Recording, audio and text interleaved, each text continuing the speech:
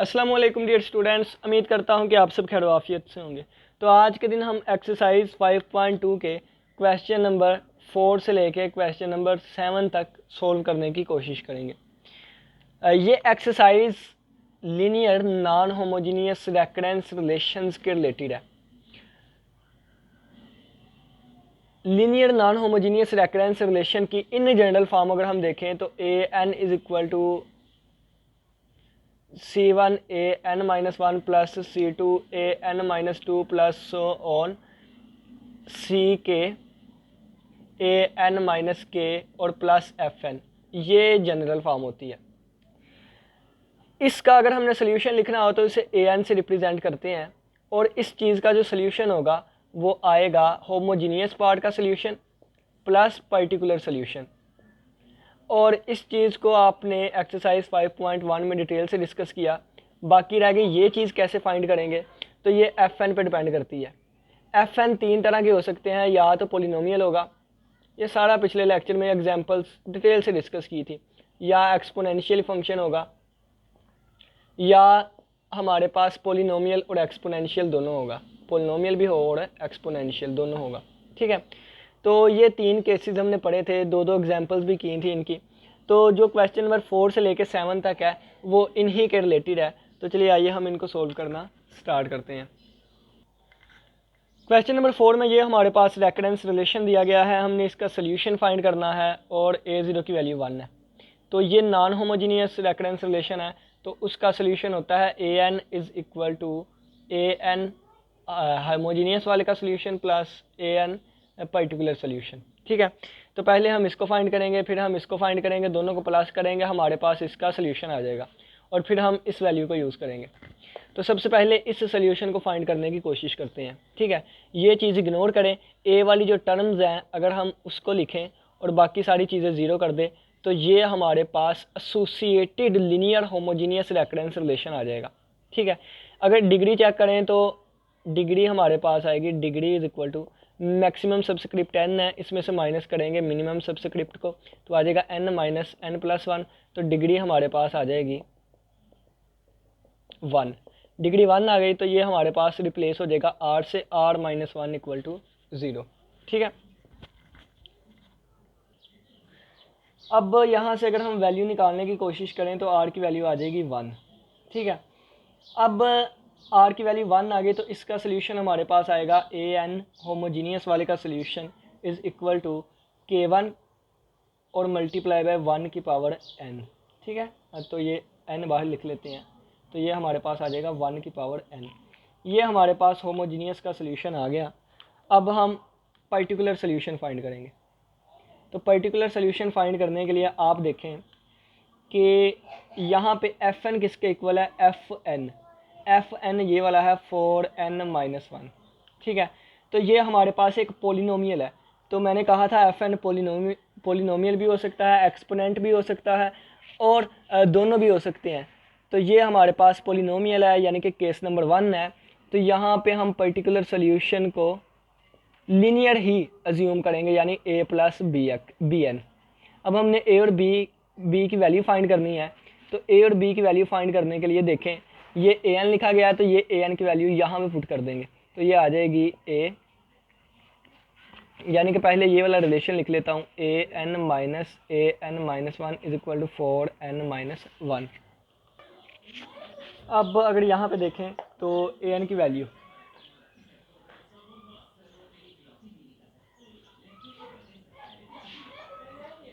यहाँ पे अगर देखें तो ए एन की वैल्यू ये वाली है, तो ए एन की जगह पे ए प्लस बी एन लिख देंगे। अब आप कहेंगे कि ये तो ए एन लिखा है, ये एन पी लिखा है, तो इसके लिए हम एक थ्योरम करके आए थे कि ये इसी के इक्वल होता है। तो माइनस, अब ये देखें ए एन माइनस 1 है तो एन की जगह एन माइनस 1 रखूँगा तो यहाँ भी एन की जगह एन माइनस 1 आ जाएगा, तो आ जाएगा b plus b multiply by n minus 1 और is equal to 4n minus 1। तो यहाँ से आ जाएगा ए प्लस बी एन। और एक और मज़े की बात यहाँ पे मैं दोबारा भूल गया, ये बहुत दफ़ा मिस्टेक होती है, दोबारा मुझसे भी ये देखें अभी हुई है।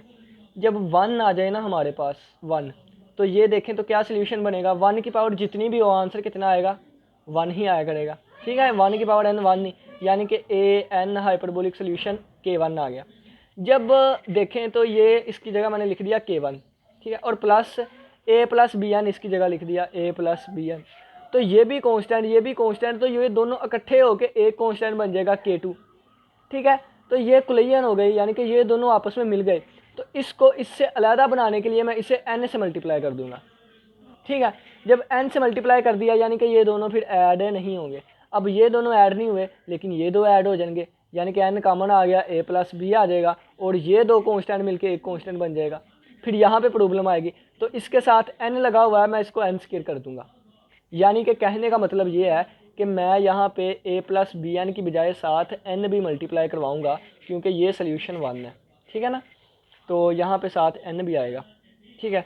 तो ये A+BN साथ n आ गया, और यहाँ से दोबारा करता हूँ, an की जगह पे हमने लिख दिया A+BN और साथ n आ गया, और माइनस, जब n की जगह n-1 रखूँगा तो आ जाएगा A+B, n की जगह n-1 और साथ n की जगह n-1, ठीक है। अब ये वाली वैल्यू मैं यहाँ पे पुट करूँगा तो आएगा A+BN-1 और साथ n की जगह n-1 और इक्वल टू आएगा 4n-1, ठीक है।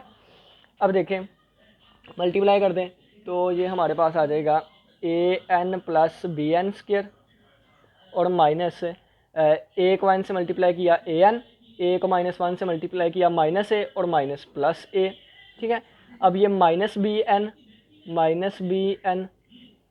ये बल्कि हम इसको इस तरह लिख लेते हैं -b, और ये n-1, ये n-1, n-1 का स्क्वायर हो जाएगा, तो फार्मूला ओपन कर देता हूँ, ये देखें, ठीक है, और इज इक्वल टू 4n-1।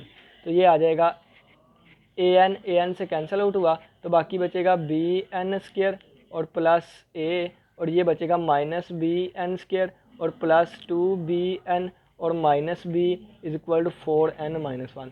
अब ये bn² से कैंसिल आउट हुआ, बाकी बचा a-b और 2bn और plus a -b is equal to 4n-1, ठीक है। दोनों तरफ अब हम कंपेयरिंग करेंगे।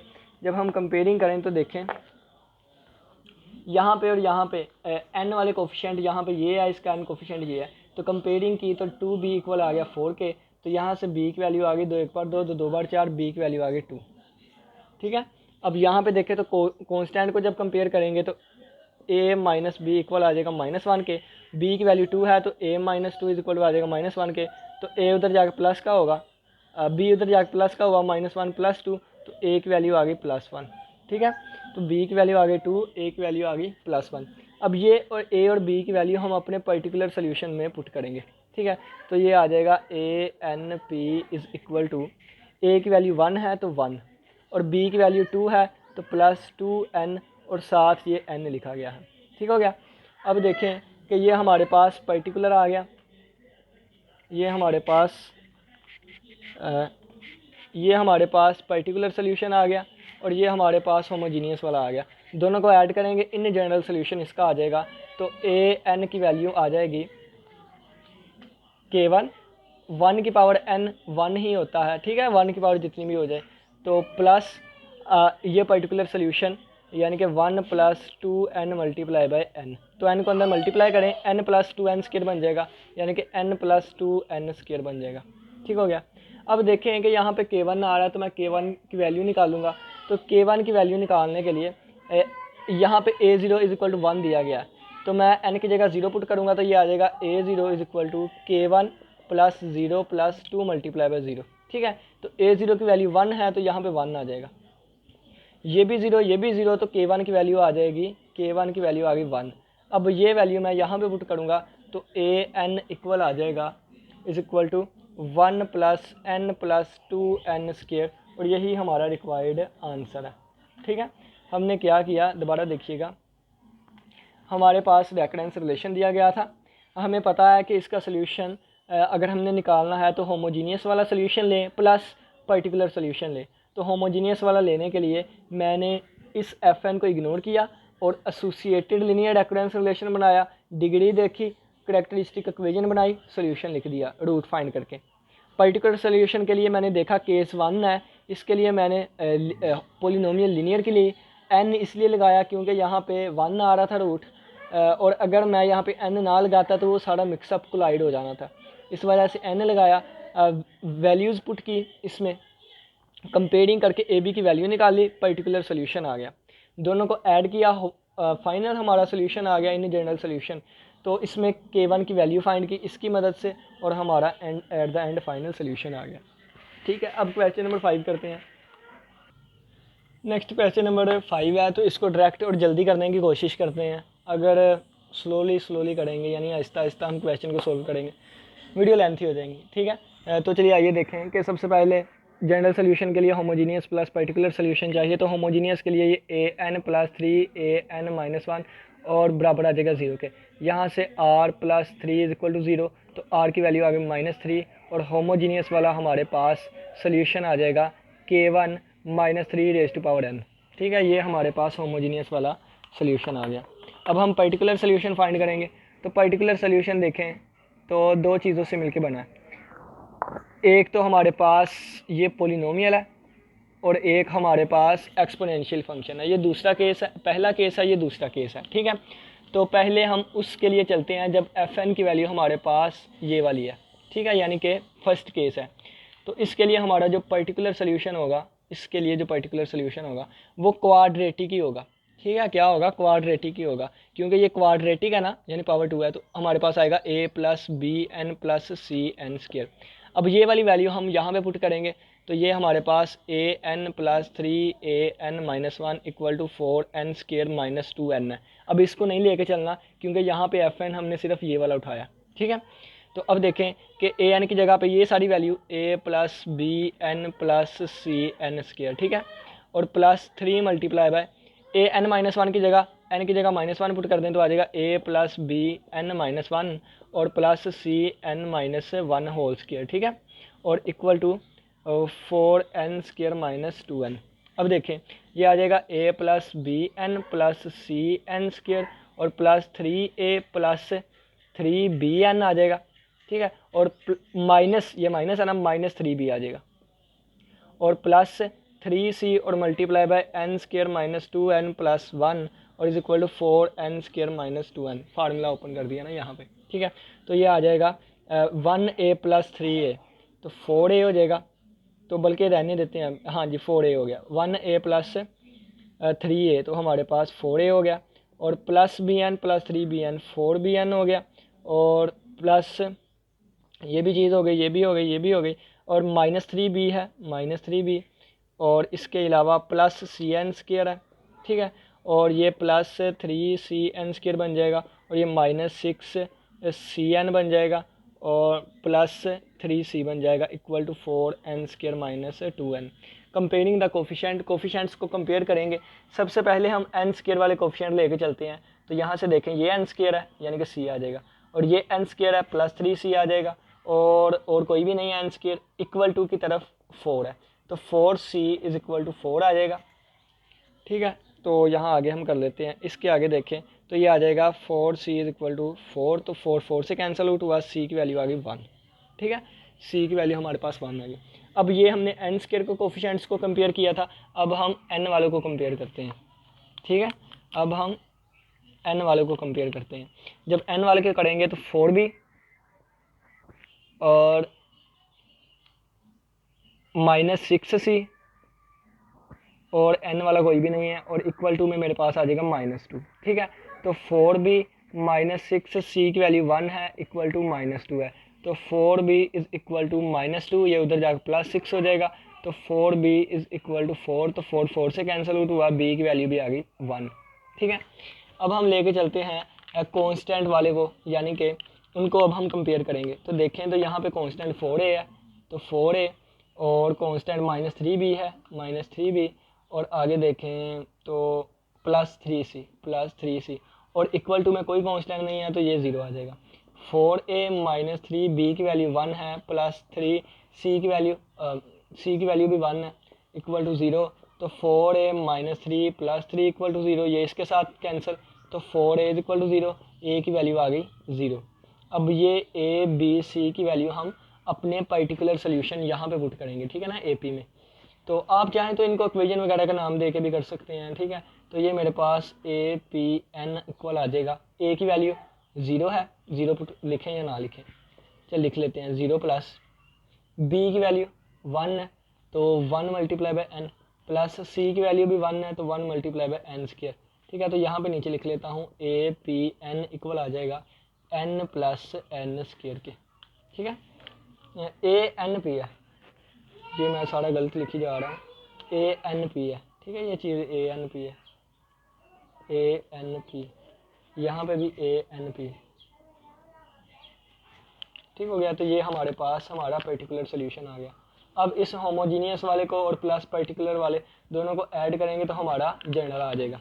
तो ये जनरल लिखा हुआ है तो यहाँ पे वैल्यूज पुट करते हैं, तो K1 बराबर आ जाएगा K1 -3 की पावर n और प्लस इसकी जगह पे आएगा n प्लस एन स्क्वायर। ठीक है, और ये ए एन की वैल्यू आई है, किसकी, ए एन की, ए एन इज इक्वल टू इसकी जगह पे K1 -3 raise to power n और इसकी जगह पे आ जाएगा n प्लस एन स्क्वायर। ठीक है, इनिशियल वैल्यू दी गई है a0 1 के इक्वल है, यानी कि a0 n की जगह 0 पुट करेंगे तो -3 की पावर 0 और प्लस 0 तो ये a1 की जगह पे 1 है तो 1 इज इक्वल टू K1 और ये तो 1 हो जाएगा क्योंकि इसकी पावर 0 है, और तो K1 की वैल्यू आ गई 1। ये दोबारा यहाँ पे पुट करेंगे तो हमारे पास आएगा an इज इक्वल टू -3 की पावर n और प्लस एन स्क्वायर। तो ये हमारा थोड़ा सा गलत हो गया इस वजह से, क्योंकि हमारे पास एफ एन दो थे, एक ये एफ एन था एक ये एफ एन, तो इस एफ एन को यूज़ करते हुए मैंने पर्टिकुलर सोल्यूशन निकाल लिया। अब इसको यूज़ करते हुए मैंने निकालना था लेकिन याद भूल गया। ठीक है, तो ये देखें कि ये जो हमारे पास ए पी आया है ये एक किसकी वजह से आया, 4n स्क्वायर - 2n की वजह से आया। अब हम फाइंड करेंगे एफ एन जो है, यानी कि एफ एन जो है अब 2 रेज़ टू पावर n है, कितनी 2 रेज़ टू पावर n है। तो अब इसका पर्टिकुलर सोल्यूशन क्या होगा, तो ये हमारे पास केस नंबर 2 में आएगा, यानी कि ये अल्फ़ा की पावर n लिखा गया है तो अल्फ़ा की वैल्यू 2 है, तो अल्फ़ा देखें, अल्फ़ा की वैल्यू 2 आ गई, अल्फ़ा की वैल्यू 2 आ गई। अब अल्फ़ा की वैल्यू 2 है और आर की वैल्यू -3 है, दोनों इक्वल नहीं है, तो इसके लिए हमारा पर्टिकुलर सोल्यूशन होता है ए अल्फ़ा की पावर n। तो अल्फ़ा हमारे पास 2 है तो ए 2 की पावर n हो जाएगी। ठीक है, अब ये वाली वैल्यू हम जिस तरह ये वैल्यू पुट की थी ना, इसी तरह अब हम ये वाली वैल्यू यहाँ पे पुट करेंगे तो ये आ जाएगा ए एन की जगह पे आ जाएगा a2 raise to power n और प्लस 3 an-1 की जगह आ जाएगा a2 raise to power n-1, यानी कि इसमें n को n-1 से रिप्लेस कर दिया तो an-1 की वैल्यू आ जाएगी, वो वैल्यू यहाँ पे पुट कर दी और इक्वल टू में हम ये वाली चीज़ लिखेंगे 2 रेज़ टू पावर n। ठीक है, क्योंकि अब हमारा एफ एन ये वाला है तो ये हमारे पास आ जाएगा। इसको सोल्व करें, सोल्व करना आपको सिखाया है कि सबसे छोटा n-1 है तो हम मल्टीप्लाई करवाएंगे a1 - n से। ठीक है, तो a2n प्लस 3a2n-1 और इक्वल टू इस तरफ भी हम 1 इस तरफ भी हम 2 रेज़ टू पावर 1 - n से मल्टीप्लाई करवाएंगे। तो देखें जब इससे मल्टीप्लाई होगा तो a multiply by 2 raise to power 1 बच जाएगी, n से कैंसिल हो जाएगा और प्लस 3a, ये सारे से कैंसिल, 2 की पावर 0 बचेगा जो कि 1 के इक्वल होता है और ये n से कैंसिल तो बाकी 2 रेज़ टू पावर 1 बचेगा। तो ये 2a plus 3a is equal to 2, तो ये 5a इज इक्वल टू 2, तो a की वैल्यू आ जाएगी 2/5। ठीक है, ये हमारे पास a की वैल्यू आ गई। अब ये a की वैल्यू यहाँ पे पुट करेंगे तो ये a-n-p जो हमारे पास आया ये आएगा 2/5 2 रेज़ टू पावर n। ठीक है, और आप देखें तो ये 2 रेज़ टू पावर 1 है, ये 2 रेज़ टू पावर n है, तो 1/5 लैदा कर दिया हमने तो ये 2 raise to power 1 plus n बन जाएगा। ठीक है, ये a-n-p आ गया। नेक्स्ट उम्मीद करता हूँ कि इस चीज़ को नोट कर लिया होगा, नोट कर लें जल्दी जल्दी। और इसके अलावा बाकी हम नेक्स्ट ये हमारे पास यहाँ पे लेके चलते हैं। अब हम अपना जनरल सोल्यूशन यहाँ पे निकालते हैं। ठीक है, तो देखें कि ए एन इक्वल होता है होमोजीनियस वाला सोल्यूशन प्लस पर्टिकुलर सोल्यूशन। ठीक है, तो ये हमारे पास ए एन इक्वल आएगा, होमोजीनियस वाला सोल्यूशन ये है K1 - 3 raise to power n और प्लस इसका सोल्यूशन एक ये है, ये तो दोनों लिखेंगे n प्लस एन स्क्वायर, ये इस एफ एन के लिए था और इस एफ एन के लिए ये वाला plus 1/5 2 raise to power 1 plus n। अब देखें a0 की वैल्यू 1 दी गई है तो 0 पुट करेंगे तो a0 is equal to, a0 की वैल्यू डायरेक्ट ही पुट कर देता हूँ 1, तो ये हमारे पास K1 आ जाएगा और ये प्लस ये 0 हो जाएगा, प्लस 0 और ये 1/5 2⁻1 प्लस 0 यानी कि 2/5 आ जाएगा। ठीक है, 2/5। तो ये उधर जाकर माइनस होगा, तो k1 is equal to 1 minus 2/5। तो एलसीएम लेंगे तो 5 माइनस 2/5 यानी कि 3/5 आ जाएगा। तो k की वैल्यू हमारे पास आ गई, k1 की वैल्यू आ गई 3/5। अब ये वैल्यू यहाँ पे पुट करेंगे। ठीक है, तो an इक्वल आ जाएगा 3/5 minus 3⁻n plus n square और प्लस 1/5 2⁻1 प्लस n। और यही हमारा रिक्वायर्ड आंसर है। क्वेश्चन नंबर 5 भी हमारा सारा सोल्व हुआ। नेक्स्ट ये हमारे पास क्वेश्चन नंबर 6 है, इसको जल्दी जल्दी करने की कोशिश करते हैं। देखिए, तो पहले हम एसोसिएटेड वाली चीज़ लिखेंगे, तो ये हमारे पास इस तरह आ जाएगा। ठीक है, इज इक्वल टू 0 और एफ एन हमारे पास है 3n स्क्र। ठीक है, तो यहाँ पे देखें डिग्री 2 है, मैक्सिमम से मिनिमम माइनस करेंगे, डिग्री 2 आ जाएगी, तो r square plus 5r plus 6 is equal to 0। तो r square plus 3r plus 2r plus 6 is equal to 0। R common आया, आर प्लस 3 प्लस 2 कामन आया, तो आर प्लस 3 इक्वल टू 0। तो यहाँ से हमारे पास आर प्लस 3 और आर प्लस 2 इक्वल टू 0। तो आर की दो वैल्यूज़ आएंगी, एक -3 और एक -2।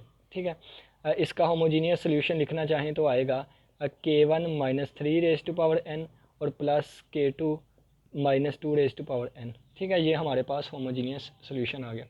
पर्टिकुलर सोल्यूशन फाइंड करना है, ये होमोजीनियस वाला सोल्यूशन आ गया। ठीक है, पर्टिकुलर सोल्यूशन फाइंड करना है, तो देखें ना केस नंबर हमारे पास 1 है, तो केस नंबर 1 हमने देखा कि क्वाड्रेटिक है, तो ये हमारे पास आएगा ए एन पर्टिकुलर इक्वल आ जाएगा a plus b n plus c n square.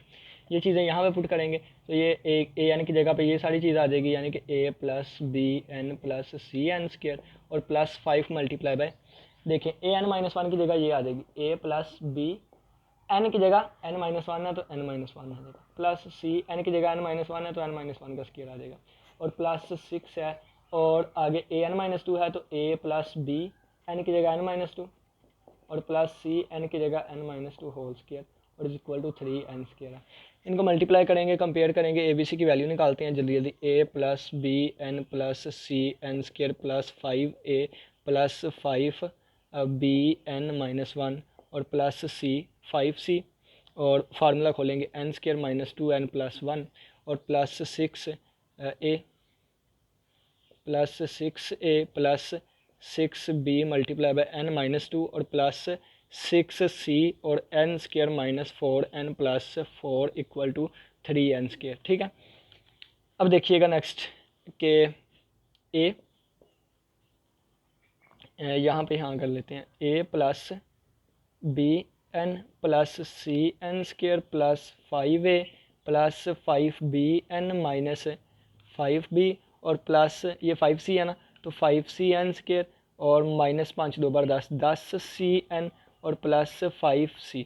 ठीक है, यहाँ पे देखें तो प्लस 6a प्लस 6bn 6 2 बार 12 -12b और प्लस 6cn² 6 4 बार 24 -24cn 6 4 बार 24 प्लस 24c और is equal to 3n²। Coefficient compare करेंगे। ठीक है, तो सबसे पहले n वाले को कंपेयर करते हैं, तो साथ साथ हाईलाइट करता जाता हूँ। देखिए n वाले ये है, n² वाले ये है, एक आ जाएगा c और n² वाले ये है प्लस 5c और n² वाले प्लस 6c, बस यही आ गया और इक्वल टू में हमारे पास 3 है। ठीक है, तो यहाँ से देखें तो ये हमारे पास बनेगा 6 5 11 और 1 12 12c इज इक्वल टू 3, तो c की वैल्यू आ गई 3/12। ठीक है, ये हमारे पास c की वैल्यू आ गई। अब देखें तो हम कंपेयर करेंगे, अब हम कंपेयर करेंगे n वाले को। ठीक है, तो ये आ गया b और इसके अलावा प्लस 5b, n वाले को कंपेयर कर रहे हैं, और इसके अलावा -10c और इसके अलावा प्लस 6b और -24c और बस यही है और इक्वल टू में 0 है। ठीक है, तो ये 6 और 6 12 12b -10 और -24 -34c इक्वल टू 0, तो यहाँ से आ जाएगा 12b और ये इक्वल टू में 34c, तो c की वैल्यू ये है 3/12। ठीक है, 3/12 है। तो यहाँ से b इक्वल टू आ जाएगा 34 मल्टीप्लाई बाय 3 करें तो 3 4 बार 12, 2 लगा 1, 3 3 बार 9 1 10, 102 बटा ये 12 इधर आके डिवाइड होगा तो 144। ठीक हो गया। अब हम इसको कैंसिल करते हैं, यानी कि देखें तो ये 102 है ना, तो हमारे पास 2 5 बार 10, 2 1 बार 2, और ये आ जाएगा 2 7 बार 14, तो 2 बार 4, 51 नंबर 72। अब देखें 3 पे जाएगा, 3 17 बार, यानी कि 17 3 51, 3 17 बार, और ये आ जाएगा 3 2 बार 6, और 1 3 4 बार 12, यानी कि बी की वैल्यू हमारे पास आ गई 17/24। बी की वैल्यू भी आ गई। अब यहाँ पे हम ए की वैल्यू निकाल लेते हैं क्योंकि हमारे पास जगह कम है। तो यहाँ पे कोफिशिएंट कंपेयर करते हैं तो आ जाएगा ए प्लस ए भी हो गया प्लस 5a, तो 6a लिख लेते हैं डायरेक्टली 6a। और नेक्स्ट देखें -5b और इसके अलावा प्लस 6a और इसके अलावा -12b और इसके अलावा +24c इक्वल टू 0। ठीक है, तो यहाँ से देखें 6 + 6 12a, ठीक है 12a, और -5 और -12 -17c, और +24c is equal to 0, +24c is equal to 0। ठीक है, 12 17 24 यहाँ पे हम लिख लेते हैं 12a माइनस b और +24c इक्वल टू 0। ठीक हो गया। ए की वैल्यू हमने फाइंड करनी है, ये दूसरी तरफ जाके +17b होगा, b की कीमत 17/24 है, और -24c की वैल्यू क्या आएगी, तो c की वैल्यू 3/12 आई थी, 3/12।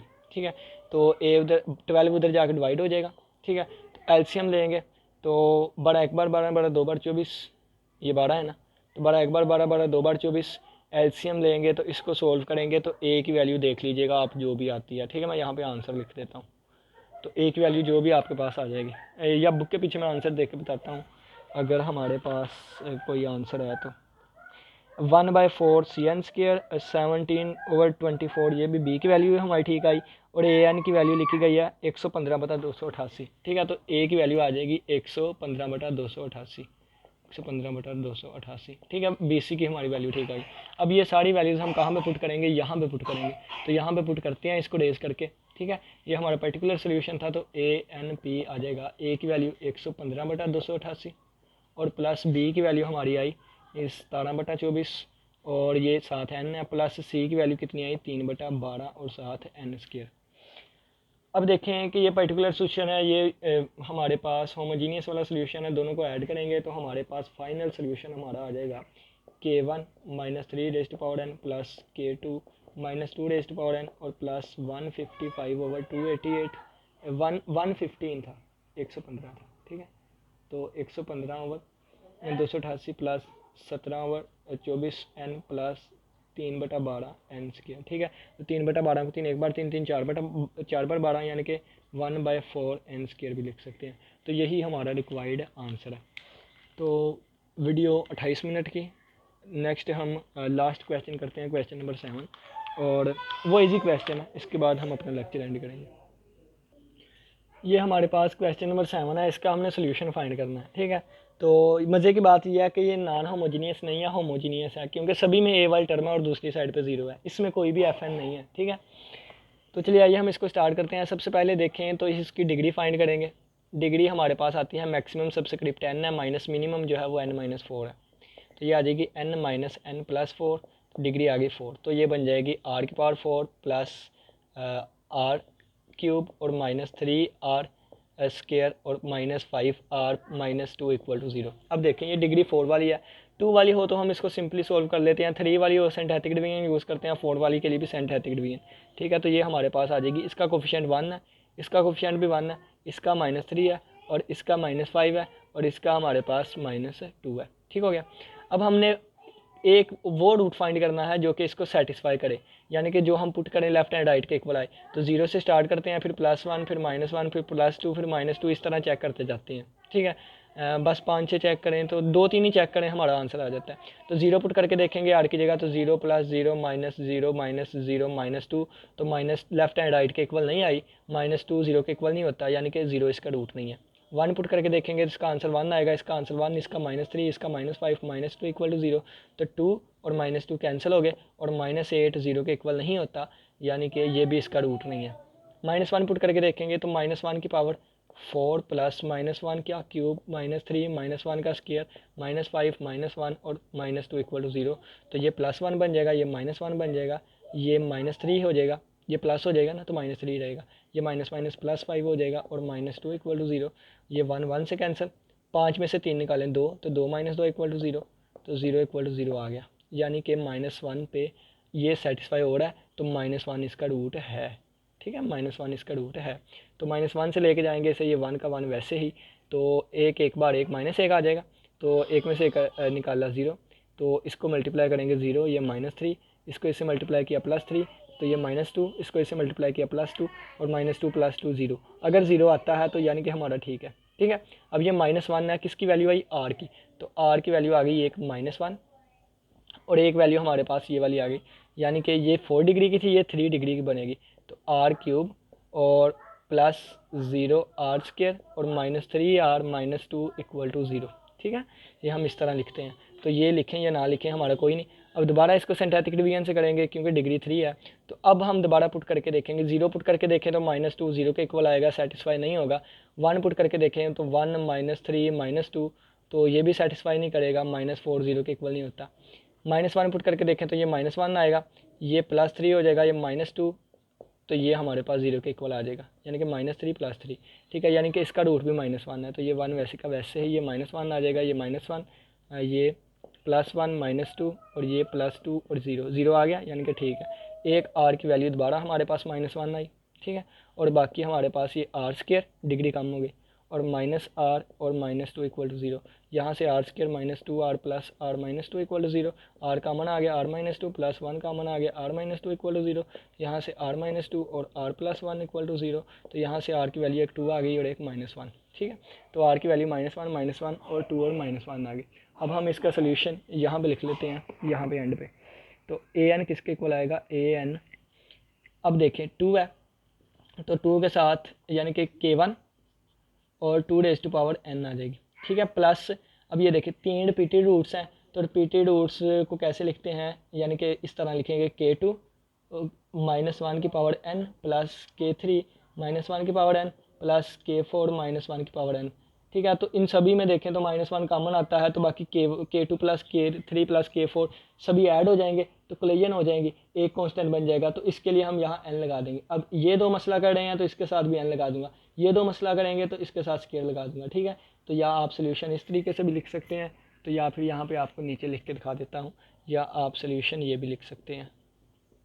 ठीक है, यानी कि k2 और प्लस n k3 और प्लस n² k4 और इस सभी के साथ -1n हम कॉमन ले लेंगे। ठीक है, ये हमारा रिक्वायर्ड आंसर है। उम्मीद करता हूँ कि क्वेश्चन की समझ आई होगी। किसी का कोई भी क्वेश्चन हो लाजमी पूछिएगा। इसी के साथ इजाज़त दीजिए, नेक्स्ट एक क्वेश्चन रहता है, उनको फिर हम आने वाले लेक्चर्स में देखेंगे। अल्लाह हाफिज़, अल्लाह निगहबान।